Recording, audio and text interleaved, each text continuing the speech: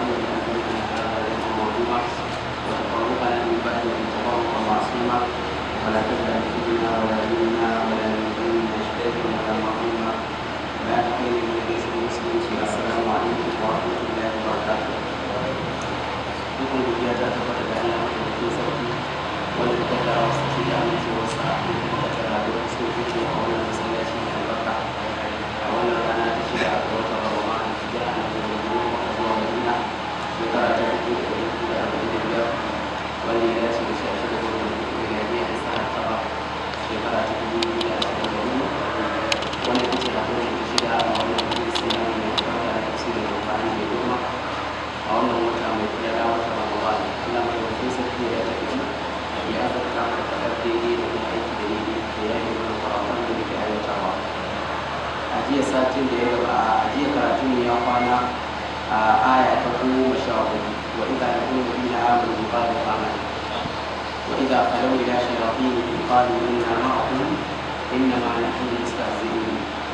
Allahu yastahzi'u bihim wa yamudduhum fi tughyanihim ya'mahun. Waɗannan ayoyin guda biyu ta 14 da ta 15 su ne ayoyin da muka tattauna a safiya a inda Allah madaukakin sarki yake bayanin tafiyar munafikai wanda da suratul Baqara ta fara ne da sirrin masu imani. Allah ya faɗa tun daga alif lam mim har zuwa wanda ta tafi da kewo. Aya biyar ta farko ta mana bayani dangane da masu imani da kuma shi imani da kuma masu yadda za ta kasance. Sai aka shiga fefe na biyu shine innal ladina kafaru sawa'un alaihim da khatama Allahu ala qulubihim. Wannan fifi na biyu shi kuma yana magana akan kafirai,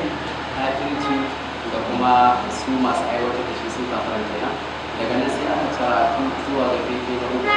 shine magana akan munafikai, munafici da munafikai tun daga wani nan nasi man yaqulu amanna billahi wa bil yawmil akhir wa ma hum bimu'minin har abin da ya biyo baya duk Allah madaukakin sarki yana bayani ne dangane da abin da ya shafi munafici da kuma su masu wannan dabi'a ta munafici. Allah ya ce wa idza laqul ladina amanu dabi'a waɗannan munafikai yayin da suka haɗu da masu imani qalu amanna sai su ce wannan imani. Wannan ne nuna kenan munafiki duk inda yake cikin kaskanci yake cikin tozarta yake cikin munafanta yake domin san da suka haɗu da masu imani za su ce mu yi imani saboda tsoro ba sa iya bayyana abin da ke cikin kirjinsu. Haka za su koye kafircin su koye munaficin a cikin zuciya sai su bayyana a zahiri cewa su masu imani. Wa idza khalaw ila shayatinihim idan kuma suka koma suka kebe zuwa ga shaytani suka kaɗaita da su qalu inna ma'akum sai su ce muna tare da ku. Kaga wannan ma yana nuna anan ma suna cikin kaskanci kenan cikin tsoro da wurgizi don ba za su iya bayyana wa manya-manyan munafukan cikinsu ba da manya-manyan masu girman kai a kafin musulmi halin cikinsu ba za su iya bayyana musu cewa su sun imani ba. Wanda ya sa in sun yi wurin masu imani sai su bayyana sun yi imani. Idan kuma sun koma wurin ɗan uwansu munafukai ɗan uwansu kafirai sai su ce inna ma'akum lalle muna tare da ku innama nahnu mustahzi'un mu masu izgili. Sai Allah ya biyo baya da fadarsa Allahu yastahzi'u bihi. Wato Allah madaukakin sarki yana ba su sakamakon istihza'i su izgilin da suka yi. Wannan ya nuna Allah madaukakin sarki ya ga jumlar da yastahzi'u tare da al-istihza sifa ce wadda ta mai nuni, sifa ce wadda ta mara kyau. A babin tauhidin asma'i wa sifat kuma akwai abin da ake kira as-sifatu thubutiyya, akwai as-sifatu salbiyya. Wato akwai sifofin da ake tabbatarwa Allah, shine sifofin da Allah ya sifanta kanshi a Qur'anance ko Annabi Muhammad sallallahu alaihi wa sallam ya sifanta Allah a hadisin da suke ingantattu. Shine dukkan sifar da ke nuna kamala, duk sifar da ke nuna cika da batsewa, duk cikar da ke nuna wata kan an cika an kai karshe an kai makura akan jingina wa Allah ita kamar yadda ya jingina a kanshi ko kuma annabi shi jingina shi. To amma anan sai Allah ya ce Allahu yastahzi'u bihi, wanda sifar istihza shine izgili ba sifa bace mai kyau. To amma an kawo kalmar da yastahzi'u domin a sakanka musu da irin sakamakon abin da suke yi. Kamar yadda jiya mana bayani cewa Allah madaukakin sarki ya mu'amalance su yadda suke mu'amalantar masu imani. Tunda a nan duniya sun nuna suna tare da masu imani, suna tare da su a baki, suna tare da su a magance, suna tare da su haka suka nuna, amma a ƙarƙashin ƙasa ba tare da masu imani suke ba. Asali ma warware musulunci suke in sun samu dama. To a filin alkiyama ma sai Allah ya mu'amalance su irin waɗannan mu'amala, sai a tada su tare da masu imani kuma da su da masu imani da gaske a ce su tafi aljanna kuma idan suka tafi sai su rika cewa ka ga mu baka za mu samu a duniyar nan ba imanin nan ba yin shi muka yi ba mun ya bayyana ne a baka amma zuciyar mu ta yi ba sun manta da Allahu yastahzi'u bihi Allah ne yake musu istihza'i yake musu wannan abin da suka yi su ma a duniya sai yake musu sakamako da shi sai bayan sun tafi tafiya ta fara nisa an dinkara aljanna kawai sai su suna sango masu imani kuma suna sauri sai su ga an fara samun tazara da tsakaninsu da masu imani suna yunkuri yadda za su yi su kamo masu imani amma ba za su iya ba sai su ga hasken da suke tare da shi daman saboda tarayyar su da masu imani ne suka samu haske sun na hasken masu imani haskensa sai ya fara ainihin wucewa sai ya rika rauni sai ya rika ƙasa ya rika ƙasa shi kenan sai a sa wata katanga tsakaninsu shi ne gwamnati ba bai da hudu suri da koba sai Allah ya sanya wata katanga tsakanin su tana da koba ba kai hudu da fara can ciki inda masu imani suke rahama ce da alkhairi da gafara da jin gaban ubangiji kuma zahiru amma bayan inda munafikan suke mai kiba ne da kuma azaba ce shikenan sai su yi duhu sai kasa ta zawanye sai su afara ne ina nuna ku alam na kuma ku suna kira da babbar murya shi ba tare da ko a duniya ba ba tare da kaza da kaza da kaza da kaza ba sai masu imani su ba su amsa ƙarin baya walakin da kuma fatartum anfusakum wa tarabbastum wa tabtum wa garratkum al-amani hatta jaa amrullahi wa garrakum billahi al-ghurur daga sai a ba su amsa cewa kwai da gaske a duniya muna tare da ku muna ganin ku a masallaci muna ganin ku a wuraren tafsiri muna ganin ku a wuraren ta'alimi muna ganin ku a wuraren duk wasu abubuwa da ake na alkhairi amma walakin da kuma fatantum anfusakum kun bi jinjin kawo domin musuluncin namu iya kashi baka bai kai ga zuciya ba wata rabbastum kuka rika zaman jiran wani mummunan abu ya bada mana ku gida domin munafiki duk inda yake da ya ji wani abu na ci baya ya samu duniyar musulunci da yake Allah ya kare mu wannan sifa mu shine Allahu mustahzi'u bi anan ma ne yace yujazihim bistighfari Allah zai musu sakamako da abin da suka yi na izini wa yamudduhum ayyuhum Allah zai jinkirta musu wato suna duk abin da suke yi Allah ya tana musu ba dan bai san suna yi ba kuma dan ya yarda da abin da suke yi a'a sai dai sifa ce ta ubangiji ko kuma Allah madaukakin sarki wani lokaci zai iya kyale makaryaci ya yi karyarsa ba dan ya yarda da karya ba zai iya dagawa azzalimi kafa ya yi zaluncinsa ba dan an yarda ba sai dan ya samu cikakken laifi ya hamidu auzarahum kamilatan yawmal qiyamah domin su kinkini zunuban da suka aiwatar cikin 100% a yin alkiyama wa yamutu bi ughyanihim Allah zai jinkirta musu a cikin shishigin su ma da yake tajawuzahum al-hadd ai ƙetare iyaka da suke da kuma ta hanyar kafirci ya amuruna suna ta kwangwabakon baya suna ta imuwa sun rikice sun dabarbarce sun rasa ina rasa su wannan ke nuna mana duk inda munafiki yake babu nutsuwa a tare duk inda yake babu nutsuwa a tare duk inda kafiri yake ko da a zahiri kana ganin shi kamar yana cikin jin daɗi ba cikin jin daɗi yake ba yasa Allah ya ce ta hasabu jami'an wa qulubuhum shatta kuna tsammanin su kamar a dunkule suke wuri guda amma su ba ta sa rarraba suke ba sa kaunar juna a inda ne kuke gani kamar tare suke amma ta cikin da ciki shi yasa ya su ne su ai yahudawa sun ce su aljanna ta su lan yana kullu aljanna ta illa man kana hudan aw nasara nan ba ko yahudawa suka faɗi ba su ma kiristoci suka faɗa abinda ake nufi yahudawa sun ce ba mu shiga aljanna sai bai hude duk wanda ba bai hude ba shi ba aljanna haka yahudawa suka ce su ma nasara suka ce ba mai shiga aljanna sai nasara duk wanda ba su ba zai shiga aljanna ba to shi ne sai Allah ya aikaito mana wa qalu sai suka ce lan yadkhulul jannata illa man kana hudan kenan in ji yahudawa aw nasara in ji kiristoci kamar da zamu iske aya nan ga idan rayuwar ta kai yau za mu tashi ulaika alladhina ishtaraw dalalata bil huda na'am أعوذ بالله السميع العليم من الشيطان الرجيم من همزه ونفخه ونفسه بسم الله الرحمن الرحيم أولئك الذين اشتروا الضلالة بالهدى فما ربحت تجارتهم وما كانوا مهتدين. نعم وبنجي أولئك الذين اشتروا الضلالة بالهدى waɗannan su ne wanda suka sayi fata da shari'a fama rabihat tijaratuhum kasuwancin su bai yi riba ba wa ma kanu muhtadin sannan ba su kasance masu shiriwa ba. wannan ulaika da ismu ishara ne wanda yana komawa zuwa ga su waɗannan da aka ambata wato munafiqai din nan tun daga mu'minan nas min yaqulu amanna billahi wa bil yawmil akhir wa ma hum bimu'minin yukhadi'una Allah wal ladina amanu wa ma yakhda'una wa ma yukhadi'una illa anfusahum wa ma yash'urun fi qulubihim maradun fazadahum Allah marada wa lahum adhabun alim bima kanu yakdhibun wa bima kanu yukadzibuna wa idha laqul ladina amanu haddi abin da yake baya da ka waɗannan masu waɗannan sifofin wanda Allah madaukakin sarki ya ambata alladina ishtarahu dalalata bil huda su ne wanda suka sayi bata da shari'a anan sai aka ce ulaika wanda ulaika a larabci ismul ishara ne lil ba'id ga abin da ke nesa ulaika waɗancan amma ga su kuma yanzu na kake magana su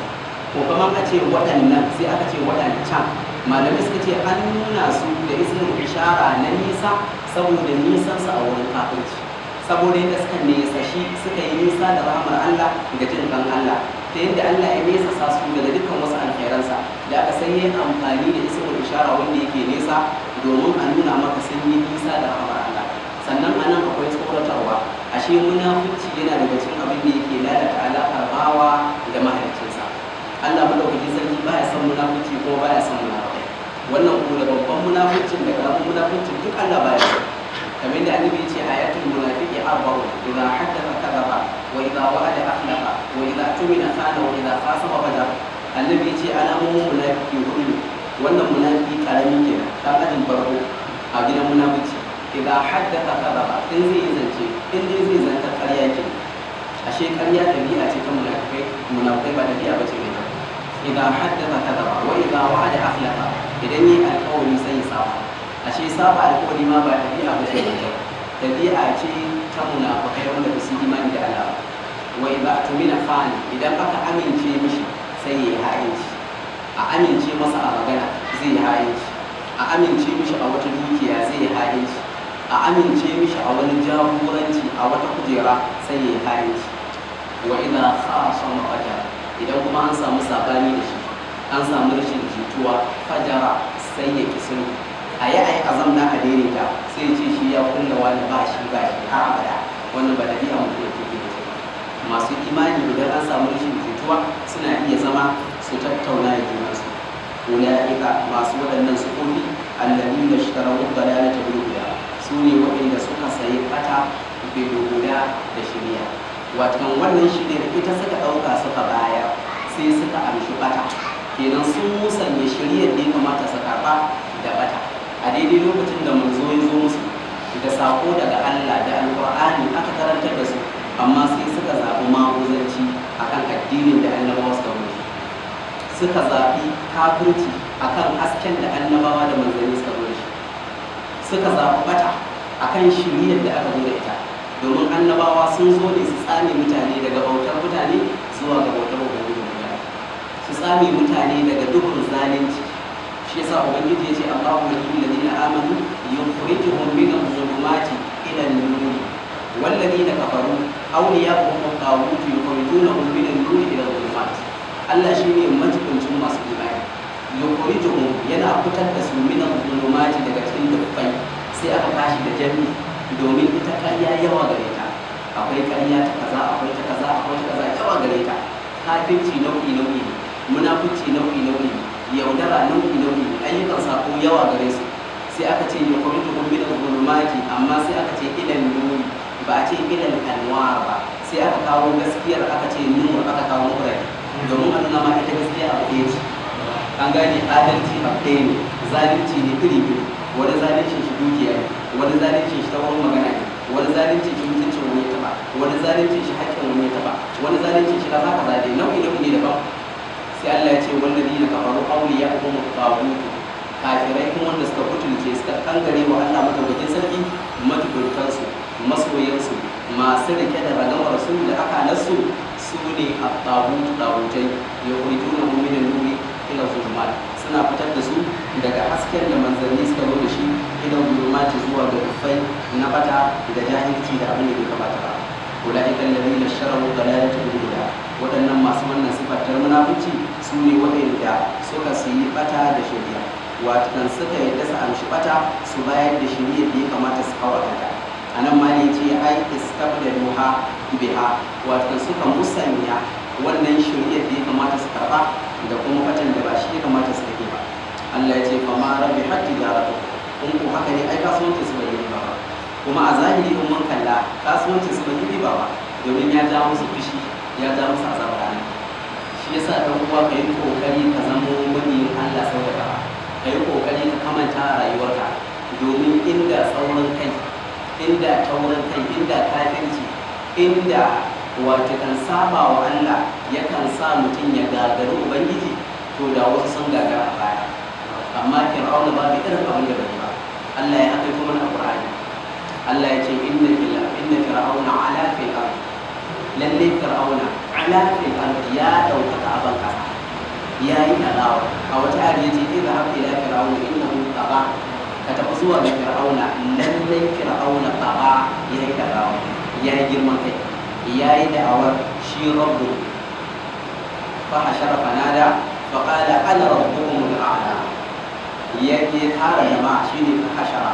ya sa aka taru mutane suka tattaro, fanada ya yi kira da babban murya, faƙala ana rabbukum al'ala. Fir'aun ya ce ni ne ubangiji kuɗin nan mafi ɗaukaka, ya yi dawo ilahantaka. Sannan a wata ayar ya ce shi ne rabbu, ya ce ma alimtu lakum min ilahin ghayri fa awqidni ya hamanu ala tini fa ja'alni sarhan la'alli aqtarihu ila ilahi Musa wa inni la'azunnuhu min al-kadhibin. A can ya ce ana rabbukum al'ala, kaga rububiyya yayi da'awa, anan kuma yayi da'awar ilahantaka.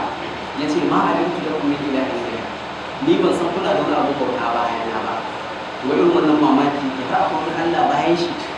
har akwai wanda za a yi wa ruku'awa sujada a rasuna gare shi bayan shi, in ji Fir'auna. Ya ce fa awqidni ya amanu ala tin faj'alni sarhan la'alli aqtali'u ila ilahi Musa. Ya ce wa babadansa Hamana, ya ce wai a mai gini bene yake so a tattakala, yana son ya tattakala ya leko Allah Musa, yana ganin Allah ma da ake faɗi duk ƙarya ne ba ta wani. Kuma benan malamai suka ce wai daga sama za a fara gini a yi ƙasa. Kai ma da Fir'auna ne ka taɓa ganin an fara gini daga sama? To amma da yake shi ma Hamana karce ta san kar, sai ce babu matsala. Da ya ɗauko tubalin sai ya bashi, sai ya ce to dora mana inda kake so mu fara, mu kuma mu ci gaba da gini daga. Shi kenan fa hukutan da zai kafa. A wani wurin ma ya ce wa hadhihi al-anharu tajri min tahti afala tusirun am ana khairun min hadha alladhi huwa mahin wa la yakadu yubin. Yace waɗannan koramun da ke gudana a Misra da kewayenta, wa hadhihi al-anharu tajri min tahti, wa a ƙarƙashin mulki na suke gudana. Shi yasa Allah ya ce falamma ahsabuna taqamna bihi. Allah ya ce lokacin da suka fusata mu tare da hakuri irin na Allah da kuma da yadda yake kauda kai wa bawansa, amma Fir'auna sai da yi abin da ya fusata Allah madaukakin sa.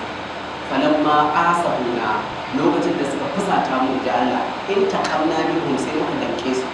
sai muka musu hukuma, sai muka kama su da irin laifin da suka. Wannan duk Allah yana ba mu labarin abin da ya faru ne a rarrabe, amma a dunkule Allah ya ba mu labarin musamman a cikin suratul Ankabut. Allah ya ce wa qaruna wa fir'auna wa haman ولقد جاءهم موسى بالبينات فاستكبروا في الارض وما كانوا سابقين. da qaruna da fir'auna da hamana, Allah ya ce walaqad ja'ahum Musa bil bayyinati, hakika tabbas annabi Musa ya zo musu da hujjoji, ya zo musu da nasihohi, ya zo musu da ayoyi cikakku bayyanannu. Idan annabi Musa bai gaza wurin gamsar da su da hujjoji ba, duk wata hujja da ake bukata ya ba su, duk wata nesa ya musu ta kusa, duk wani misali ya buga musu. Allah ya ce fastakbaru bil ard, sai suka yi girman kai a ban kasa. Akwai wanda ya tsaye, Allah ya ce wa mata Musa bikina, ba wanda ya guje mana. Fa kullun akhadna bi dhanbi, kowanne ne daga cikin su mun kama shi da laifinsa, da irin hukumarsa, da ta'addancinsa, da girman kansa, da dukkan wasu abubuwa na shi. Fa minhum man akhadathu as-sayha, fa kullun akhadna bi dhanbi, fa minhum man akhadathu as-sayha. Akwai wanda tsawa ta kama, kamar Samudawa. Allah ya ce wa amma Samud fa hadainahu fastahabbu al-'ama 'ala al-huda fa akhadhathum sa'iqatu al-'adhabi al-huni bima kanu yasifun. Da ka Samudawa sun yi duk abin da suka yi girman kai, Allah ya ce sai ga azaba wulakantatta ta kama su, tsawa ta kama su. Allah ya sa wannan ta sama ta musu tsawa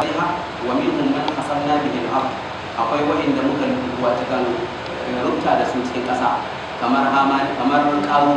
Qaruna kenan ko inna Qaruna kana min qawmi Musa fa gari inda Allah ya ce fa hasabna bihi wa bidarihi al-ard fama kana lahu fi'atin yasuduna min dunillah wa ma kana min al-muntasiri Allah sai ya rubuta da shi cikin ƙasa yace wa minhum man aghraqna akwai da muka duniya a cikin ruwa wa gina wannan su fir'aun shine hatta idza adrakahu al-gharq qala amantu annahu la ilaha illa alladhi amana bihi banu isra'ila wa ana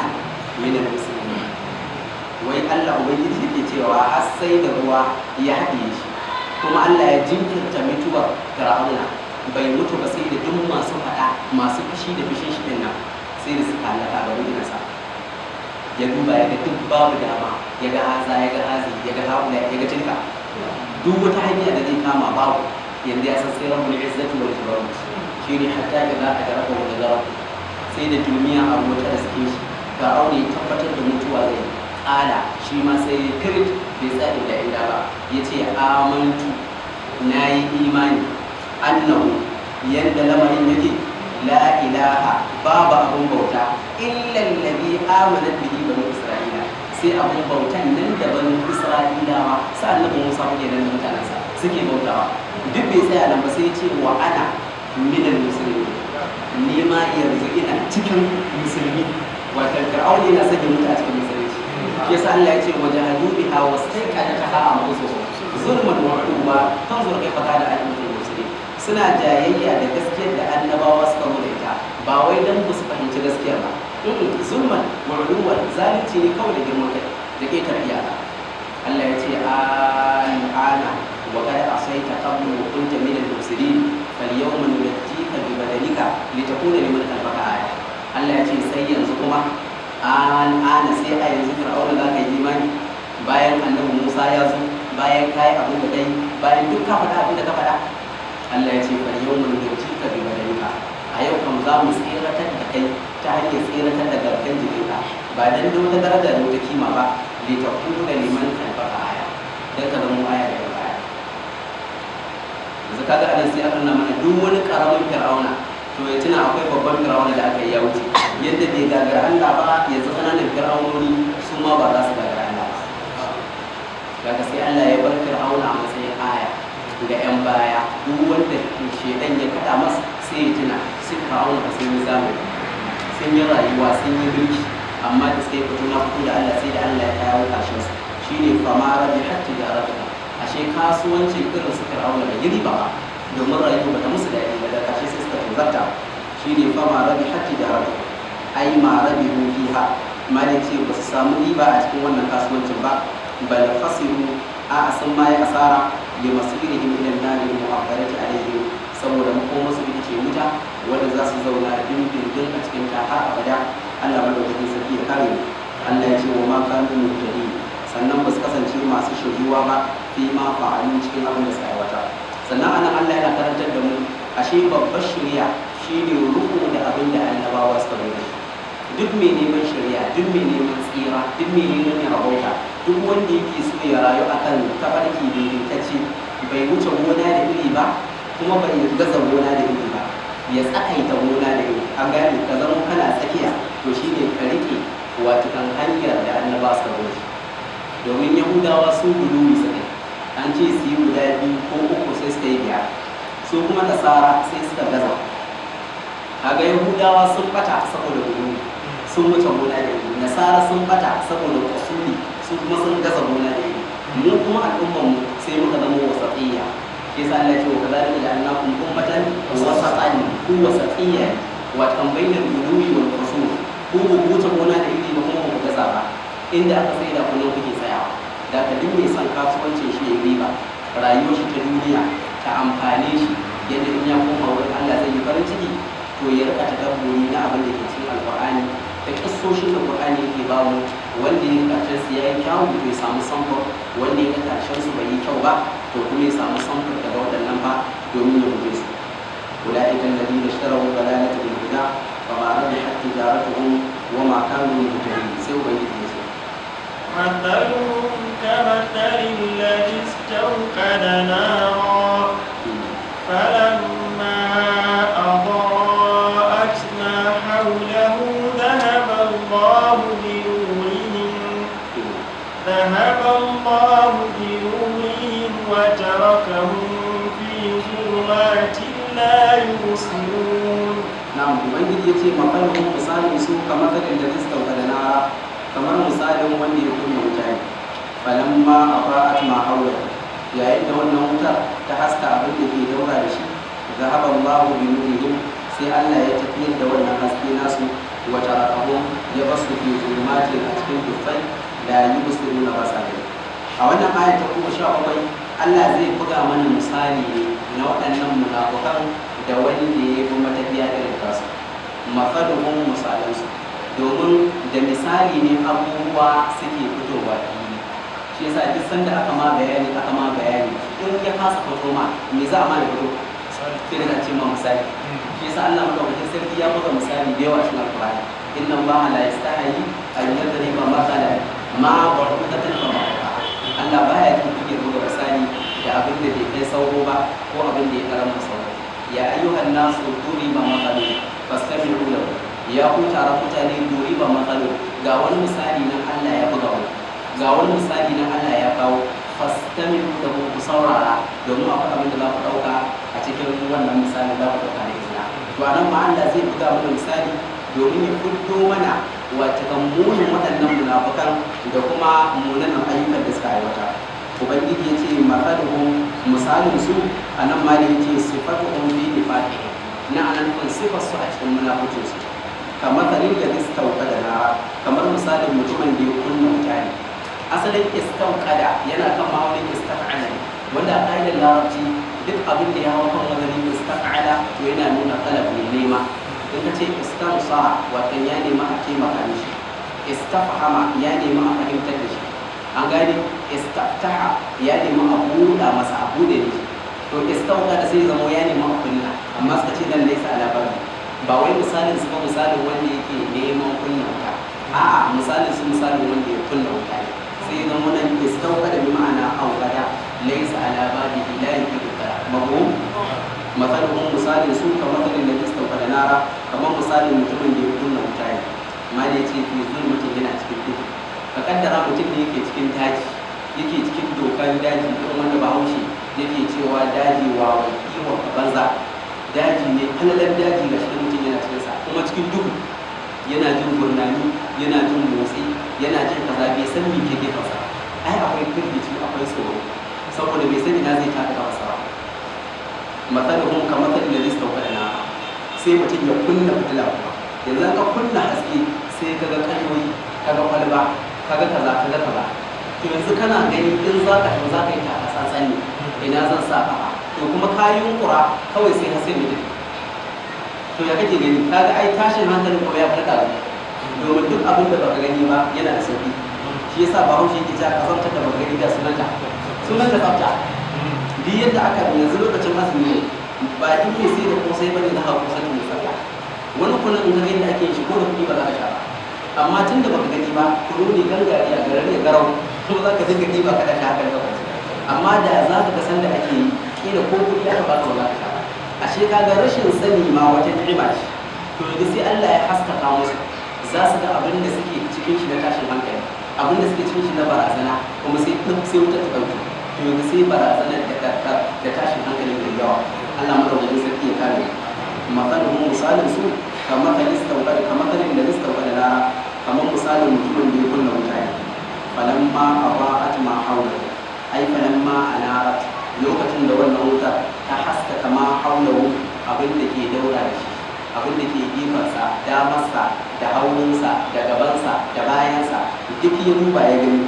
ai absara ya gani wastadfa'a ya samu ilimi ya dumama jiki wa amana ya amuntu mimma ya kawo daga abin da yake jin tsoro ga aballahu bi nuri sai Allah ya tafiyas da wannan hasken nasu ai aqfa'ahu Allah ya kucar da shi ya tafi da shi fa baqaw fi zulmatin sai suka wanzu cikin duhu wa khawfin da tsoro wa bardin da sanyi wa lam takun bi rawihim kai la yuzammi ibqa'u ma yusamma nura anan Allah bai ce zahaba Allahu bi dawihim ba sai ya ce zahaba Allahu bi nurihim ko Allah ya tafi da hasken su ya tafiyar da shi bai ce ya tafi da dawu ba tare da akwai al-dawu a larabci akwai al-nur idan an ce dawu shine hasken da ke kunshe da zafi shine suke cewa ishraqun ma'al ihraq wato kan haske tare da kunya kamar hasken rana yasa ce kun da bija ala shamsa diya'an wal qamara nuran kaga ita rana sai aka ce diya saboda hasken ta akwai zafi shi kuma wata sai aka ce nur saboda hasken shi ba shi da zafi shi yasa hasken da ke da gumi sai a ce mai dawu kamar hasken rana kamar abin da a ci balbala ko abin da wata wuta sai ka ce dawu saboda haske ne ke dauke da gumi ke dauke da zafi amma hasken wata sai a ce kama hasken fitila irin wannan ta masallaci sai a ce kama hasken wayar ka sai a ce nuru abuwa saboda haske ne da ba shi da zafi to kaga an ce falan ma adaat lokacin da wutar munafikai ta haskaka su hasken da ke dauke da kenan sai ke dauke da zafi sai aka ce zahaban Allahu bi nurihi sai Allah ya tafi da hasken ya bar ni kenan ya bar zafi da an ce zahaban Allahu bi dawihi sai zama da zafin da hasken da aka da shi nan ma akwai ta balaga musamman ga ɗalibai za su fahimta sosai ذهب الله بنورهم سي الله يتبع wannan hasken nasu wa tarakahum ubangiji ya bar su fi zulumatin a cikin dufai la yusiruna ba sa ganin ma haulahum abin da ke gefen su mutahayyirin sun kidime an tariki daga hanya khaifi da suna cikin tsoro ma dai ce fa kadalika haulai to haka su ma waɗannan munafikan amanu ai sun bayyana imani da izhari kalmatul imani ta yadda suka bayyana kalmar imani shi yasa sai Allah madaukakin ya ba su wannan kai haske ga amma kuma hasken ba da zai yi ba zai tsayar da su ba sai ya tafi kuma sai basu da kaskancin da suke tare da shi malai ce fa idza matu idan sun mutu ja a umul khawf tsoro zai zo musu wala azabu da azaba sai ubangiji ya ce sun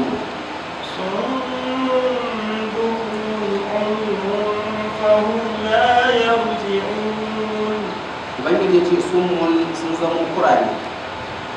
hukumun sun zamo bebayi umyun sun zama makafi kawai da ya nuna ba za su taɓa dawowa nan ubangiji ya sifanta su da sun mu jami ne na asonmu idan an ce asonmu shi ne kurma wanda baya jami shi ne sun mu kamar yadda hukumun jami ne na abakam shi ne bebe a ce abakam ko a ce akaras wanda yake da bebantaka baya ke magana ba a jin abin da yake cewa sai a bai jami da hukumun ko a ce horson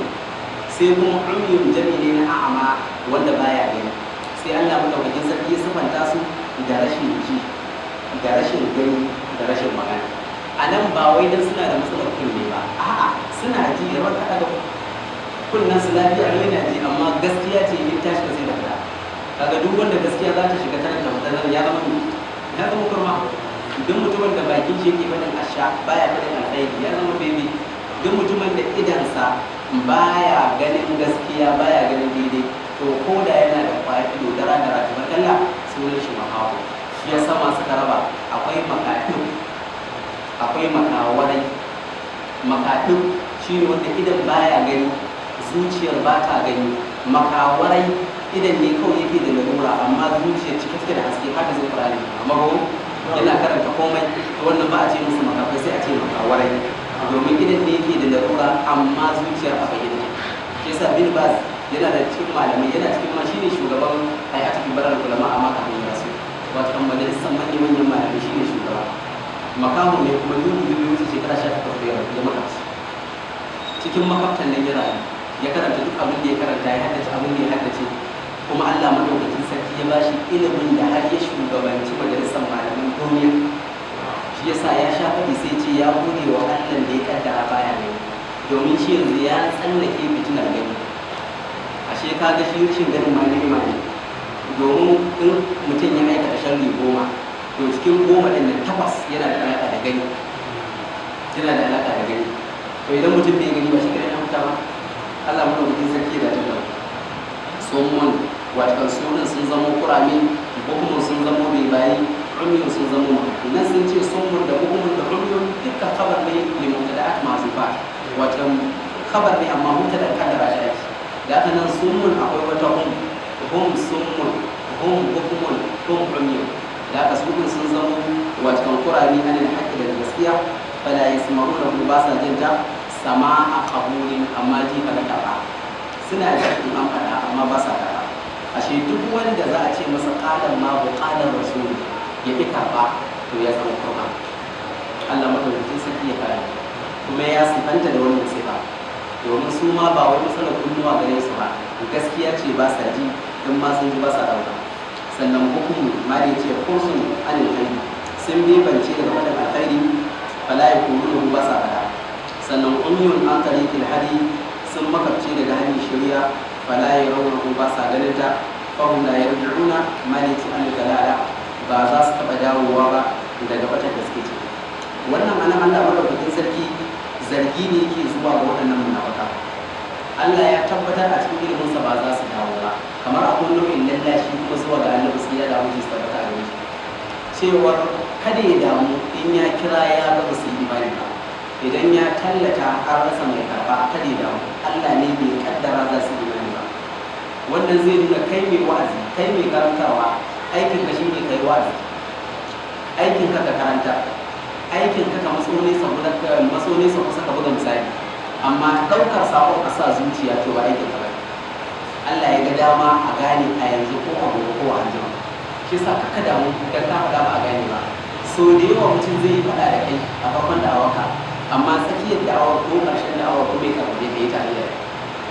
nawa ne har a garin da muke zaune garin da ba an san gidaje da sun yi faɗa da sunna a farkon so sunna amma yanzu kuma sun fi kowa da kira da sunna sun rungume ta a hali iyayensu da kakanninsu ma a tarihi sun yi faɗa da sunna. Shi yasa lokacin da annabi ya je ba'i mutanen ba'i da wancan lokacin jifa shi suka yi sallallahu alaihi wa sallam suka gaya wa annabi maganganu na cin da'a amma annabi ta yake Allah ka gafarta musu fa innahum la ya'lamun Allahumma ighfir lahum fa innahum la ya'lamun. Allah ka yafe musu ba su san da bane shi sa suka fara hanzari yake nema musu yau in ni ne ko kai ya kake tsammani sai ga mala'ikan da ke kula da duwatsu ya sauko ya ce Allah ya aiko ni ke kula da duwatsu duk abin da kake bukata a yi in duwatsu kake so a ɗauka a yi fadam dama alaihim to duk abu a nake so. Annabi ya ce a'a ina fatan su shiri. Mala'ikan ya dawo ya ce Allah ya sanar da ni ba za su shiri ba. Annabi ce kila ƴaƴansu ko jikokin su san shiri. Wata idan aka kashe kaka to ai bai ma haifa ɗan ba wanda zai samu cika. Daga sai annabi ya haƙura da cutarwa waɗannan kafara tsammanin ƴaƴansu da jikokinsu za su amshi musulunci. Kuma ga su nan zaratan sahabban nan da yawa an kan irin gudunmuwa da suka bayar wasu abubuwa tarihi sun yi faɗa da addini su da kansu. Umar al-Faruq jiya ma mun ba da kisa Faruq ba da kuma ya yi faɗa da musulunci a farkon musulunci amma da ya amshi musulunci wani irin gata ne ya musulunci. Khalid bin Walid sai wallahi musulmi ya yi faɗa da musulunci amma da ya amshi musulunci wani irin gata ne ya ba shi ba irin abin da ya ga su nama irin su Abu Sufyan da Abu Sufyan ba irin tubbun da ba a kulla ba irin da sisar da ba a yi ba wasu Abu Sufyan amma ya musulunta musulunci shi ya kyau kansa Abu Sufyan wannan Muawiya ya musulunta musulunci shi ya kyau har annabi a wurin ya sama ya zama surki da annabi sai na da mutunci ta bata annabi sai gashi ya zo ya kafa addinin bayan ya yi fara shi kai ma a yau in kana karantarwa ko in kana nasiha ko in kana kaza yi kokari karanta su bakin gwargwadon abin da Allah ya koya maka amma a gane wannan ba ake fara idan Allah ya so sai a gane da ranka ko ba ranka idan Allah ya ba za a gane ba kana nan ba za a gane ba bayan ka mutum ma kila aka sa ganewa Allah madaukakin sarki ya dace da sai ubangiji ya ciratu zuwa ga misali ne nan an buga misalin su ne da wanda ya kunna wuta kuma mun ji abin da Allah madaukakin sarki ya labarta mana ya biyo baya da sun mun ko kuma rumiyon fa hum la yarjuna sai Allah ya ce au kasayyibin min as-sama aw kasayyibin min as-samaa'i fihi zulmatun wa ra'dun wa barq yaz'aluna asabi'ahum fi آذانهم من الصواعق حذر الموت والله محيط بالكافرين. نعم ubangiji ce au ko kuma kasayyibin kamar misalin wani girgije ne min as-sama'i daga sama fihi zulumatun a cikin shi akwai dufai wa ra'dun da cida wa barqun da walqiya yaj'aluna asabi'ahum suna sanya yatsun su fi adanihim cikin kunnuwansu minas sawa'iqi saboda wannan cida hadaral mauti dan gujewa mutuwa wallahu muhitun bil kafirin lalle Allah ake misali ne na biyu nan ita suke kira litanwi an gata ne dan a nau'anta mana misali Allah ya ba mu misali misalin a matsalin da istauka da nara to sai za a ƙara buga misali na biyu domin abin ya ƙara fito mana shi yasa a babin karantarwa za ka samu idan mutum ya amfani da wannan usulubin ba gane ba sai ya cirata ya koma wannan usulubin sai ya cirata sai ya koma wannan usulubin wanda duk malamai musamman masu yan sai sun san irin wani abin da nake magana a kai wanda mutum zai je wani abin da ya so zai nuna wani abin a kan allo zai wani abin sai ya ɗauko katako guda uku ya jera wani abin sai a ce yara ku tashi ku zanna wani abin sai a rantsa ido wani abin sai an yi kaza akwai ne nau'in karantarwa iri to shine ubangiji yake mu'amalantar irin wannan mu'amala domin abin da fito mana biyu Allah ya ce ko kuma misali na biyu ka sayyibin kamar wani girgije ma da yace aika ashabi maka kamar ma abuta ruwa wanda a wannan girgijen minas sama'i daga sama yake as-sahab li annahu fi sama nan an kira ka sayyibin minas sama'i saboda girgije a sama yake fihi dhulumatu ay fi sahab a cikin wannan girgijen akwai dukkai akwai duhun ruwa domin ruwa yana da duhu akwai duhu na shi girgijen yana da duhu abinda kuma ruwan yake dauke da shi na albarkatu shi ma dai yana dauke da duhu da aka duhu ne wani kan wani wa ra'adu ga cida ita ce ta sama an gane ta sama ko a ce ta kwarfasi ko a ce tsawa da aka ita ce ra'ad da aka ga tsawa ga cida wa barkun ga walƙiya ai narun takhruju min as-sahab wata wuta ce da take fita daga girgizai wanda malamai sun ce asalin ita tsawa ita cida wace ruwa ne lokacin da aka umarce shi aka ce gina to idan ruwan ya da yana inda sai Allah ya sa wasu mala'iku su mai tsawa idan suka mai tsawa sai ya zabura shi ne ake yin wanda gurgurguru da kasa ita kuma walƙiya aka ce tsingiya ce ake cadar ruwan da ita a ce ga inda za ka tafka zuba sai a wannan walƙiyar ta warka mako malamai suna ambatan haka wallahu ta'ala a'lam aina suka gano aina suke faɗi amma dai suna faɗi a cikin da kansu ubangiji ya ce minas sama'i fihi zulumatun wa ra'dun wa barqun ga cida ga tsawa wa barqun ga walqiya yaj'aluna asabi'ahum har suna sanya yatsun su fi adanihim cikin kunnuwansu saboda tsananin wannan cida wannan tsawar da karanta sai sun sanya hannu a cikin kunne minas sawa'iqi saboda wannan ƙara na wannan cidar ko wannan tsawa Allah ya ce hadaral mauti don guje wa mutuwa a wannan zai nuna mana shi duk inda kafiri yake to matsauraci ne ba yasa kalli yadda faman da ake tsakanin Falastinawa da Isra'ila kana tabbatar malin akwai ranar Isra'ila za ta fito a yi gaba da gaba ba sa iyawa sai dai su to jirgin da ko matuki bai ya zo ya dinga amon wuta su suna can a inda suke a nan suke controlling jirgin suna sarrafa shi ya je ya kashe can ya kashe can amma su fito a haɗa kwanji da kwanji wannan ba za su iya ba a dunkula hannu a haɗu a yi gumurzu ba za su iya ba saboda sun fi mu tsoron mutuwa shi yasa da sun ji ta za ka sun sanya yatsunsa a cikin kunnuwa Allah ya ce ya ja'aluna asabi'ahum fi adhanihim min as-sawa'iq hadara al-maut domin gudun mutuwa wal wa'idu alayhi al-mushabbahu bil-ra'd wal hudud yubayyin al-mushabbaha bil-barq yasudduna adhanahum li an la yasma'u ay yasudduna adhanahum suna tushe kunnuwan su li an la yasma'u domin kada su ji wannan cidar kada su ji wannan tsawa fa yamilu ila al-imani wanda yasa suke kan karkatawa zuwa ga imani shine sai su cewa masu imani amanna mu ma mun imani kaga kamar wata cida ce kamar wata tsawa ce ta mutu tsawa wa tarki dinihim su kuma bar addinin su wa huwa indahum mawt wa tarki dinihim amma barin addinin su wa huwa indahum mawt wannan suna ganin tamkar mutuwa ne a wurin su ba za su iya bar abin da suke kashi na maguzanci da miyagun al'adu ba amma idan sun keɓe da masu imani za su nuna musu imani idan kuma sun keɓe da sauran kafirai kuma sun sun suna tare da su ubangiji ya ce wallahu muhimmin bil kafirin Allah kewaye ke da kafirai mali ce ilman wa qudratan wato ta fuskar ilimi da kuma iko Allah yana sani da duk abin da kafirai suke yi kuma Allah yana da tsananin iko a kansu fala ya kutuna kuma ba za su kuce masa babu wani kafiri da ya kuɓuce wa Allah madaukakin sarki. Duk wanda abin da ya yi Allah ya rubuce ya kaskance kuma ya wuce kamar da zamanin shi wuce. Daraju kama darajar kuru wa galahu ma galahu wa imaku laysa mutadai. Da aka sun wuce kamar yadda zamanin su ya wuce. Abin da ya hallaka su ya hallaka su, dan adam ba ne da goma ba. A wannan zai nuna mana yanzu Qur'ani ba dan Qur'ani ya hakaito mana ba labarin adawa, za mu san wasu adawa?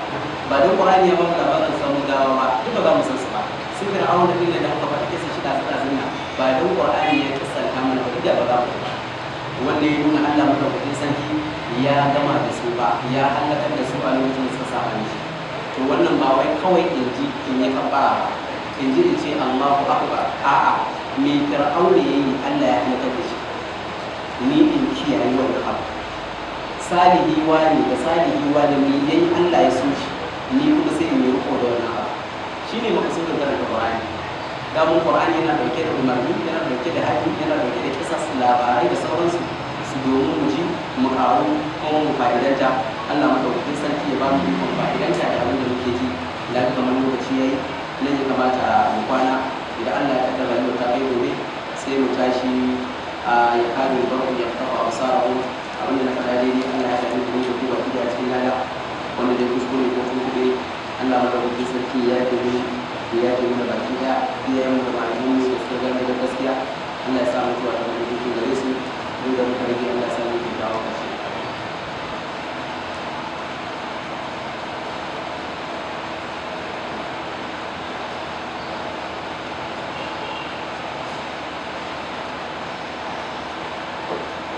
Wannan mai tambaya yana tambaya cewa mutum ne yana azumi sai ya yi waya ko ya yi magana da abokiyar mace. To kaga a musulunci na magana wani abuta tsakanin namiji da mace, ai babu wani abokan kaga tsakanin namiji da mace. Dan uwa kana da aboki, ita tana da kawa, tana da abokiya, amma babu wata abota wai wancan mace ce wai abokiyar ka ce, ko da kila sai mace ce wannan ba abokiyar ka ce ba. Yawwa namiji na tsakanin shi da namiji suke abota, mace da ita da kuma mata suke abota. Na'am. Wala mutaqidi afdan ba, mutaqidi afdan yayi magana da abokiyarsa mace, kuma bayan ya gama sai ya ji wani nau'in ruwa daga gabansa. Barkan bayan ya gama kuma sai wani sako ya rika zuwa, ya ce wani ne ko wata ba. Na farko dai wannan abin da ya yi laifi, ya yi zunubi, kuma gashi yana azumi. Abin da ya yi zunubi, ya aikata sako, yana buƙatar ya istighfari ya koma zuwa ga Allah. Sannan wannan abin da ya gani na ruwan da ya fita shi maziyi ake ce masa, yana fita ne yayin karamar sha'awa. Abin da ya na magana da ita ne, muryarta da ya ji ko irin kalmomin da suka tattauna shi ne ya kai shi zuwa ga wannan. Abu na farko ya istighfari, ya tuba, ya wa Allah alƙawari ba zai ƙara ba, ya kuma ɗauki matakin datsa wannan abu. Sannan abu na biyu, wannan abin da ya fita zai karya masa alwala, zai yi tsarki irin tsarkin fitsari ya sake alwala, kuma azumin shi yana nan bai karye ba. Domin kudda maziyi baya karya azumi, sai dai yana lalata ladar azumi. Idan mutum da gangan ya rika jawo kansa abin da maziyi zai rauta, to zai iya zuwa lokacin shan ruwa ba ladar azumi sai yin wasa yake. Kuma wajibi ne mu kiyaye daga irin waɗannan abubuwa, domin azumi bai tsaya ga ƙin ci ƙin sha ba. A dukkan wani abu da zai ke lalata azumin ko kuma ya ka azumi rauni, wajibi ne mutum ya kiyaye. Allah ba mu ikon kiyayewa ga baki da. Ya ce Allah ne da mu gida, to Allah ne da mu gida lafiya ya shi ba mu baki da. Na zama ce sarari ne haka da kifaya. Subhanakallahumma wa bihamdika ashhadu an la ilaha illa anta astaghfiruka wa atubu ilayk.